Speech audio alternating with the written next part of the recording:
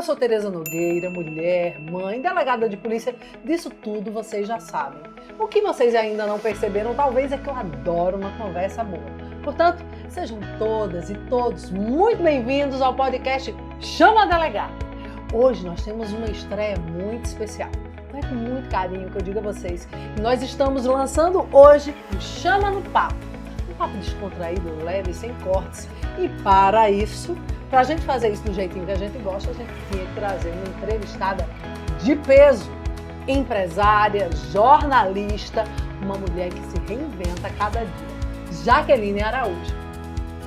Jaqueline Araújo é graduada em jornalismo e direito, pós-graduada em gestão de comunicação empresarial, 30 anos com experiência em televisão, profissional de TV, rádio, podcast, assessoria de comunicação, é palestrante, consultora, mentora, facilitadora em diversos cursos na área de comunicação e, gente, é empresária da área de comunicação também.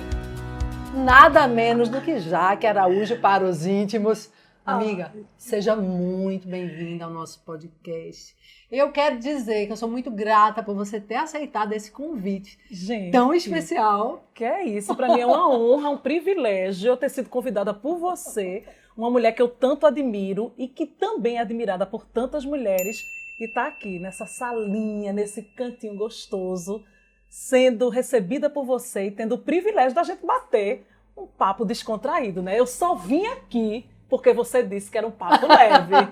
Papo leve, um papo reto. E não podia ser uma pessoa diferente de você. Eu sou uma admiradora do seu trabalho, você sabe disso. Quem é da área de jornalismo, quem é da carreira policial, quem é que não conhece Jaque Araújo?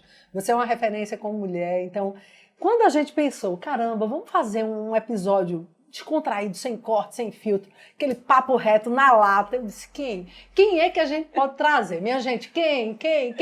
Aí a equipe disse, tem que ser Jaque Araújo. Ai, que bom, você gente. é essa pessoa. A gente vê teus vídeos engraçadíssimos na internet, não é, Jaque? Uhum. Então pronto, vamos começar nosso bate-papo? Vamos embora. Eu tô aqui para isso, né? Pra gente tentar deixar a nossa vida assim mais leve. Nem tudo que a gente faz na vida precisa ser pesado, né, Tereza? Já bastam todos os desafios que a gente enfrenta aí diariamente. Então, se é pra gente descontrair, conte comigo. Vamos embora. Então vamos lá. Eu quero que você comece dizendo pra gente quem é Jaque Araújo, distante das luzes, das câmeras, dos holofotes, dos microfones. Jaque Araújo, sem falsa modéstia, eu sou uma excelente filha. Eu tenho que dizer isso porque assim, a minha base, o meu esteio, toda a minha inspiração vem da minha família. Eu sou uma pessoa extremamente conectada com os meus pais, com os meus irmãos, com meu marido e filho, e isso aí quem me conhece sabe. Desde criança eu sou aquela menina que aos 7 anos de idade já tinha total maturidade de saber o que era fazer uma faxina, cuidar dos irmãos. Eu costumo dizer a todo mundo, Tereza, para onde eu vou e com quem eu converso, que quando maninha engravidou do meu irmão caçula, eu tinha 7 anos e o meu irmão do meio tinha 4. Então, posso te dizer que eu fui mãe aos 7 anos, quando meu irmão caçula nasceu. E diga-se de passagem, tu aprendeu a ler aos 4, é isso mesmo? Aos 4 anos eu já estava ali lendo jornais, porque naquela época era jornal, para quem não sabe o que eu estou dizendo, é jornal impresso, minha gente. Então, painho recebia em casa o jornal e eu lia as manchetes para ele, as notícias. E eu sou essa pessoa, assim, que desde criança amadureceu muito cedo, né? Vendo ali meus pais na labuta, porque foi com essa dificuldade que eles nos educaram, né? Os 3 filhos, eu em casa, cuidando dos meus irmãos, pai e mãe trabalhando o dia todo, e eles dando o melhor para a gente, que é a escola, que foi o nosso estudo e por onde cada um caminhou. Então, eu sou essa pessoa que gosto de me divertir, mas sempre fui muito assim, tudo com muita tranquilidade. Sou aquela pessoa que nunca bebi bebida alcoólica, e é porque eu não gosto mesmo, né? faz parte de mim. Mas quem me conhece diz, menino, eu imagino se essa menina bebesse. Imagina se você bebesse. Se eu tomasse uma. Olha, eu tenho um urologista que diz, Jaque, bastava um copinho de cerveja. Minha gente, eu virava o mundo de cabeça para baixo. Não, você já vira o mundo de cabeça para baixo. A gente imagina o quanto você viraria se Viraria ainda mais, tomasse né? uma. Pois é, minha filha. Então, assim, não bebo, não fumo. E sou essa pessoa de conexão muito com família. E os meus amigos, aqueles que caminharam comigo e que estão comigo até hoje, por onde eu passo, eu deixo esse rastro, né, um pouco dessa minha energia. Esses meus amigos que seguem comigo até hoje são aquelas pessoas que realmente eu me conecto com eles, os verdadeiros. Porque tem aqueles, né, Tereza, que você também que está aí acompanhando, tem aquelas pessoas que passam na vida da gente, elas só passam. Mas tem gente Mas que tem deixa outros que ficam profundas e não vão mais nunca. Nunca né? mais eles vão embora. Me diz uma coisa, Jaque, foi nessa época ainda, na tua infância, que você viu que você era da área da comunicação? Com 5 anos de idade, eu já dizia lá em casa, quando eu assistia os telejornais, né, naquela época, o Jornal Nacional, Cid Moreira, né, que eu achava ele o máximo, eu dizia, eu quero estar aí nessa TV, eu quero apresentar um jornal, eu quero ser repórter.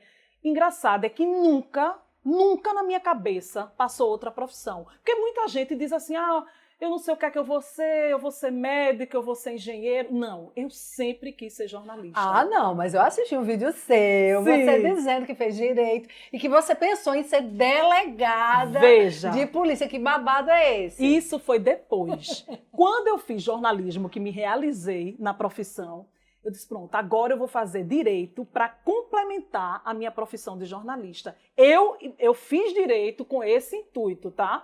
Eu digo, poxa, eu vou abrir mais a minha mente. Eu gostava muito da área, em jornalismo, eu fiz muito área policial. Uhum. Então, eu comecei como produtora de polícia, de J. Ferreira, trabalhando ali com Graça Araújo, que depois a gente fala sobre isso, sim, né? Vamos falar de suas referências. Vamos falar. Mas aí, quando eu fiz direito, eu disse, pronto, eu agora vou abrir minha cabeça e vou mergulhar no direito para aperfeiçoar o jornalismo. Só que quando eu comecei a fazer o direito, cara, eu me apaixonei pela profissão. Mas me apaixonei tanto que eu digo, pronto, agora eu vou terminar o direito e vou me dedicar aí 2 anos, 3 anos, vou fazer meu concurso para delegada. Olha só. E juíza. Eram 2 coisas que eu queria fazer. A gente ia estar hoje aqui fazendo o podcast Chama as Delegadas. Chama as Delegadas. Mas, mulher, ficou só na vontade. Sabe por quê? Quando eu terminei 5 anos depois o curso de Direito, muito sabes como é, né? Muita relação. A gente estuda pra caramba, mas o jornalismo não me abandonou. E aí eu me lembro como se fosse hoje, eu ainda me preparando para fazer a OAB, recebi uma ligação de uma emissora com um desafio. E, gente, desafio é uma palavra que me move. Não fala em desafio perto de Jaque, Você né? sabe também o que é isso. Sei. Bendita ligação que me tirou desses 2 sonhos. E aí eu te trouxe de volta. Me trouxe para o jornalismo de tua novo. casa. Exatamente. Na verdade, eu nunca saí, né? São 30 anos dedicados mesmo ao jornalismo. E aí é isso, assim, o direito aprendi muito, abriu muito minha cabeça, me deixou um leque, né? Me tornou ainda uma mulher assim com mais acesso à informação, podendo utilizar tudo que eu aprendi no direito no jornalismo, ouvir determinadas coisas e dizer, gente, calma, a gente não precisa dizer isso dessa forma. Vamos traduzir o que essas pessoas falam com tanta dificuldade de uma outra maneira, porque eu já tinha o jornalismo.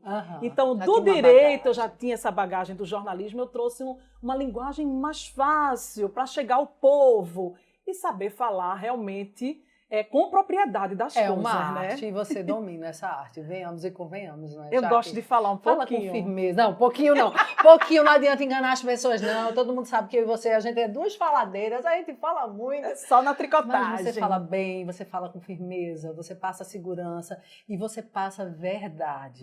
Isso é um talento único. Porque a gente tem muitos jornalistas, excelentes jornalistas por aí, mas a gente tem alguns, eu acho que é uma minoria, seleto.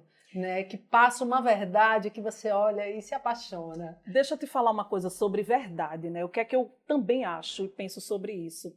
Essência.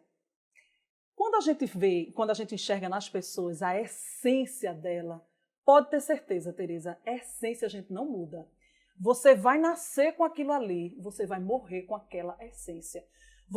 Para o bem ou para o mal. Uhum. Você pode mudar na sua trajetória aperfeiçoar algumas coisas. As suas atitudes. Mas se você diz que enxerga em mim, Jaque, porque você tem essa coisa, essa energia, né, de falar, de transmitir uma coisa boa para as pessoas, você enxerga a essência.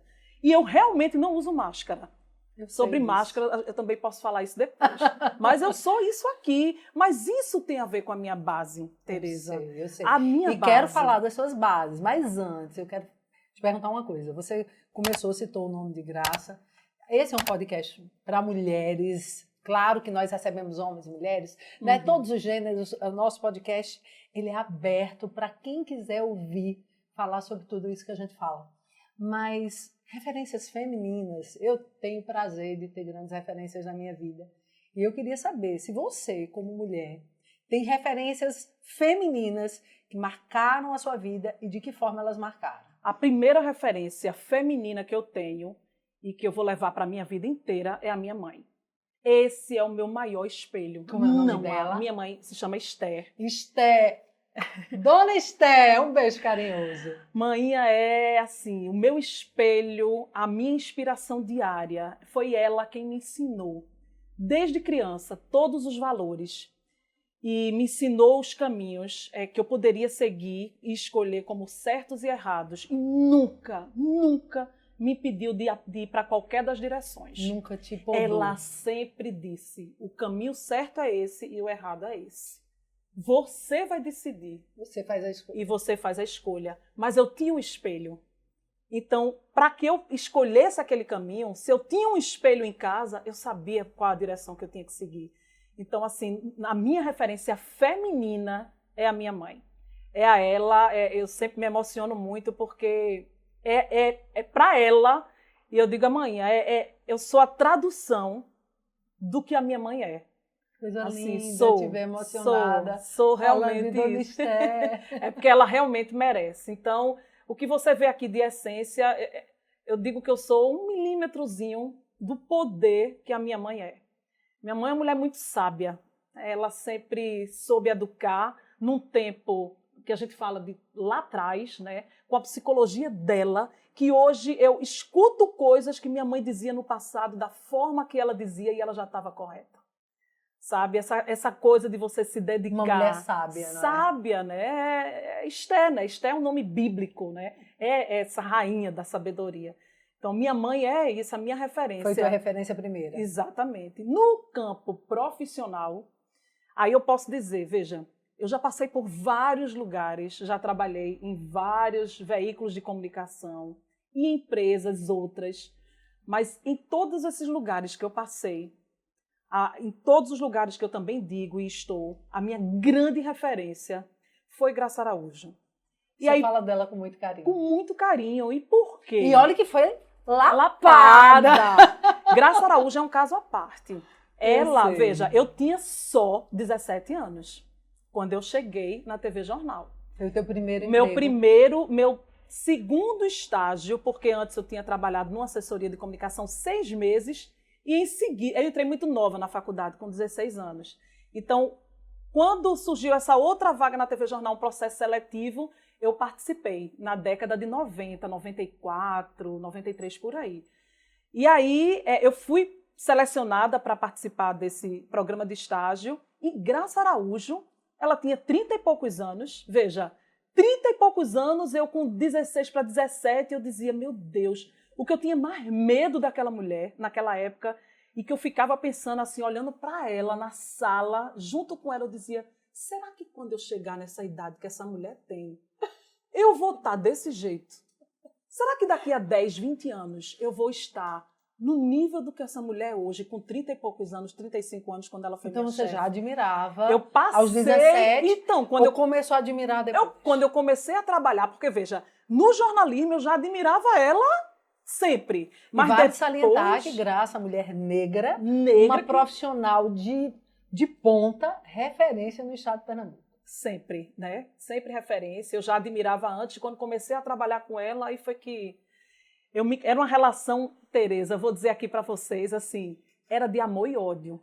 Eu tô quê? sabendo Gente, que era babado. Era babado. Graça, naquele tempo, era tudo tratado de uma forma assim, com a gente grosseira.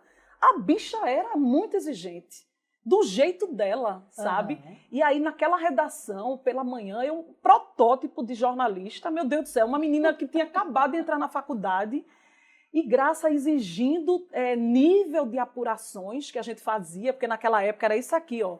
Era telefone, desse jeito aqui. Não existia internet, não tinha celular. A gente valia por isso aqui, pelas fontes que a gente tinha por telefone, que ficavam do outro lado da linha, que a gente nem conhecia essas pessoas. E tu já era parceira da polícia, Já já era- ligava para tudo que era Para delegacia, todas as né? delegados, para o IML, para o ITB, para tudo. Eu era a pessoa que fazia a onda.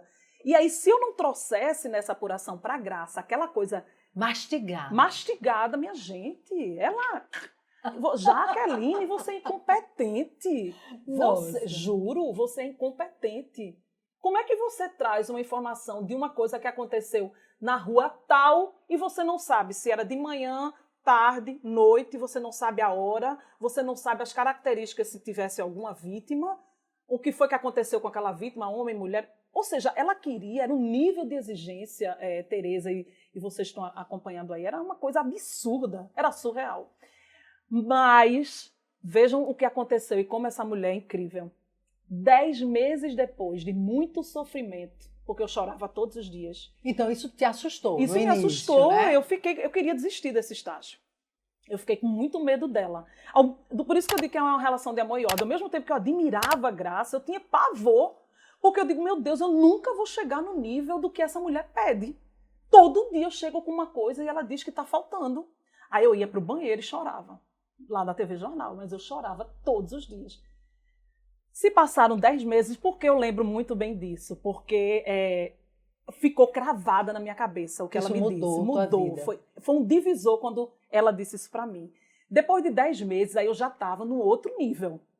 Ela conseguiu, com esse período, o que ela queria comigo. Ela queria me deixar num outro nível, mesmo imatura. Eu era muito imatura. Ela disse, agora você está pronta. E eu quero que você pense o seguinte, Jaqueline. Veja, olha como eu me arrepio quando eu me lembro. Eu quero que você entenda que tudo que a gente passou aqui, esse período todo do que a gente viveu e do que você viveu aqui, ele tem um propósito. Eu entendi que ela apostava em mim. Faltava eu mesma acreditar no meu potencial. Que você tinha condições de chegar lá. Que eu tinha condições, mas ela enxergou isso. Ela enxergou em você uma pérola, uma joia rara. Exatamente, que foi precisava lapidando. ser lapidada. E aí ela disse, escreva isso que eu estou lhe dizendo e decore. Daqui a 10 anos, eu quero que você faça uma reflexão de onde você vai chegar e quem está com você hoje, onde vai estar. Se você continuar sendo a pessoa que você é, e que eu estou lhe preparando, esses 10 anos vão fazer muita diferença. Você vai andar e muitos vão continuar no mesmo lugar. E ela acertou. Então, eu não tenho palavras para agradecer a Graça, tudo que ela fez por mim. Porque, assim, ela segurou na minha mão. Eu nunca tive nenhuma costa quente, né, na minha vida. Tudo foi decisão minha.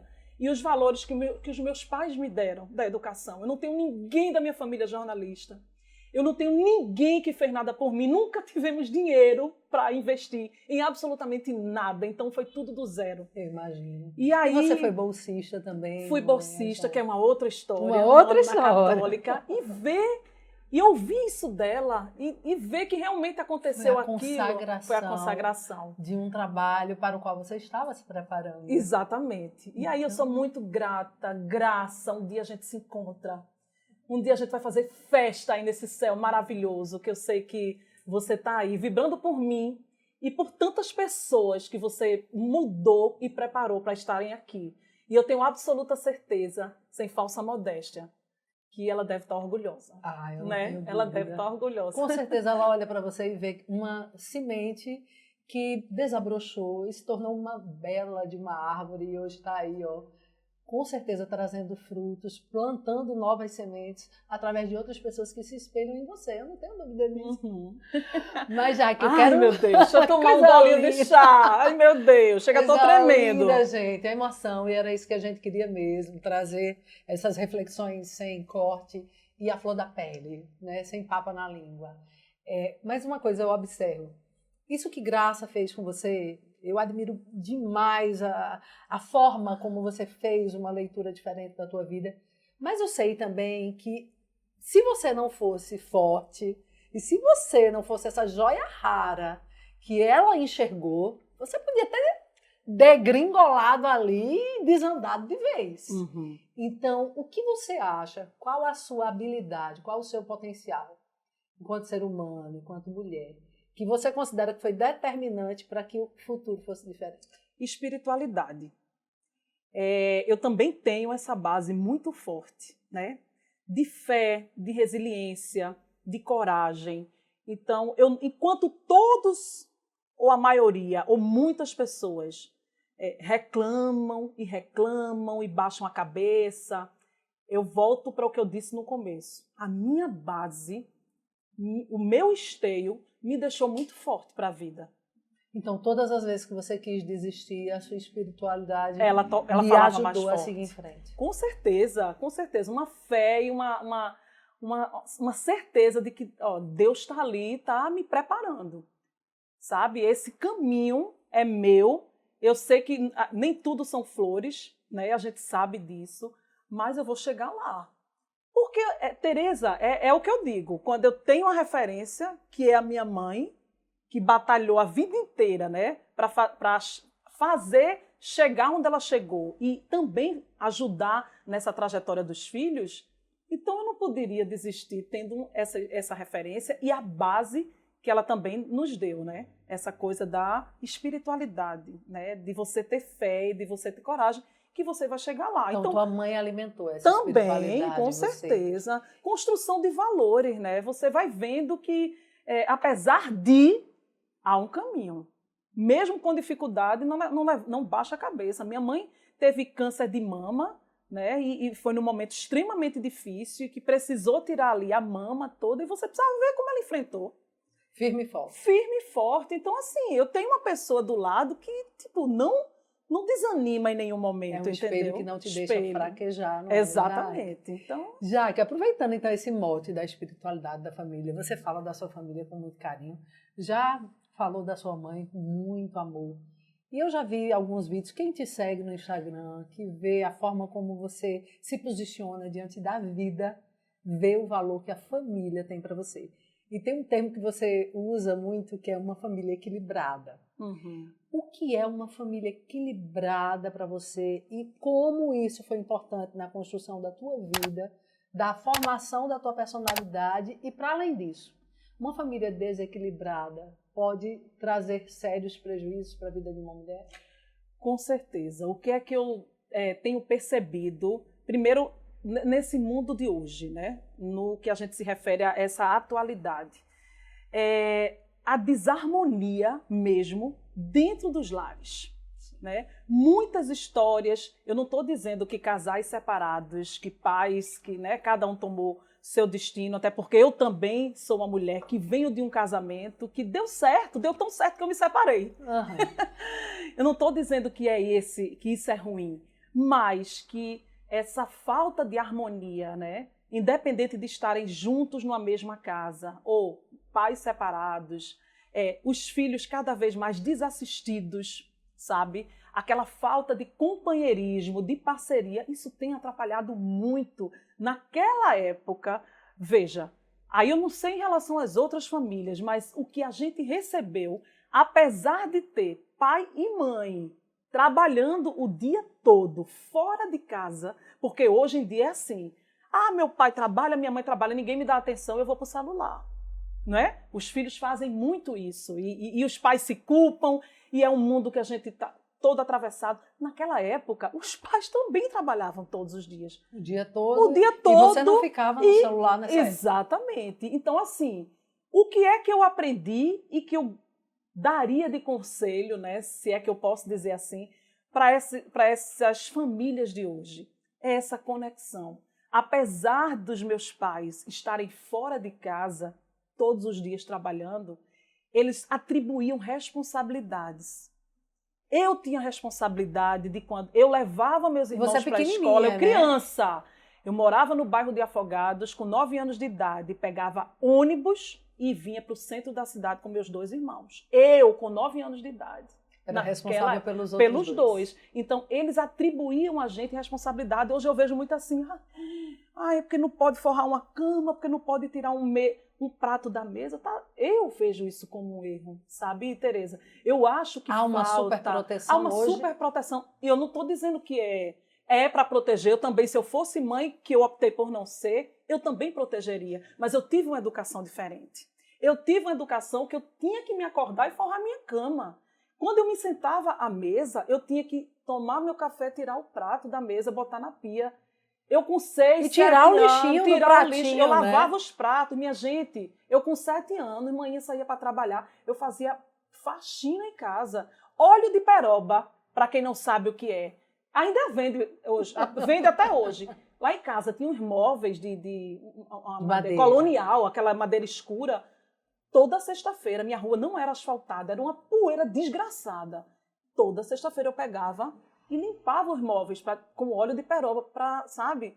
Então, assim, então você só mais uma coisa. Em ambientes compartilhados, em que todos devem Todos têm que ter responsabilidade. Meus irmãos pensam igual a mim. Veja, se meus pais saíam para trabalhar e eu... É como se eu fosse aí uma segunda mãe, por isso que alguns dizem, não optou por não ser mãe porque já foi mãe. Verdade, eu fui mãe aos 7 anos e cuidei dos meus irmãos até me casar. E hoje a nossa relação enquanto irmãos é maravilhosa. Eu tenho uma relação, muito boa com meus irmãos. Mas por quê? Foram atribuídas responsabilidades. Eu chegava da escola, a gente tomava banho, eu me trancava no quarto. E dizia, agora, 1h da tarde, vamos estudar e fazer o dever de casa. E a gente só vai para a rua jogar queimado, pega a bandeira, tudinho naquela rua, uma poeira só, quando a gente acabar de fazer os exercícios. Então era assim todo dia. Quando manhã chegava à noite, 7 horas da noite já em casa, o jantar já estava pronto, eu sabia fazer café, macaxeira com charque, inhame, cuscuz. Eu aprendi isso criança, minha gente. Então, assim, por isso que hoje, enquanto está todo mundo reclamando, eu digo, cara, não vejo dificuldade nisso. Você se vê como uma mulher mais forte hoje por ter vivido tudo isso? Com certeza. E eu digo, maninha, muito obrigada. Aí eu digo, maninha, olha, se fosse hoje, eu ia denunciar a senhora ao conselho tutelar, viu? E manhã diz o quê? Aí mãe, o quê, menina? Como é? Eu digo, eu ia denunciar a senhora ao conselho tutelar. Porque, olha, a senhora me fez amadurecer muito rápido. Porque eu era realmente, é isso que eu digo assim, eu tinha uma curiosidade para você ver. Boletim naquela época, boletim era para... Gente, tinha um boletim assim, escrito com a notinha, matemática tanto, não sei o quê. Sabe quando é que eles viam o boletim da gente? Fim de ano. Hoje eu vejo os pais desesperados com notas, todo mês, Era fim de ano que a gente mostrava os boletins. Porque eles sabiam que eu botava para torar em casa e que os meninos iam estudar e que a gente ia tirar nota boa. Se você gostou, se inscreve no canal, ativa o sininho, compartilha com as amigas, com os amigos, com todo mundo. Eu tenho certeza que esse conteúdo vale a pena chegar nas mãos de alguém que você conhece.